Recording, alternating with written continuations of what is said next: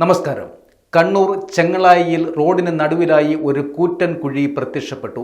ഇന്നലെ വൈകുന്നേരത്തോടെയാണ് പനംകുന്നിൽ നാട്ടുകാർ ഈ കുഴി കണ്ടത്.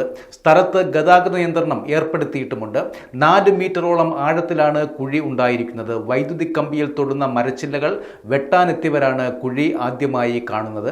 ചെറിയൊരു വിള്ളലായിരുന്നു ആദ്യം കണ്ടത്. എന്നാൽ കമ്പെടുത്ത് കുത്തിയപ്പോൾ 1.5 മീറ്റർ കുഴി രൂപപ്പെടുകയും ചെയ്തു. പിന്നീടത് 3 മീറ്ററിൽ അധികമായി. ഇതിന് പിന്നാലെ ഉടനെ ബ്ലോക്ക് ചെയ്തു എന്നും പ്രദേശവാസികൾ പറയുന്നു.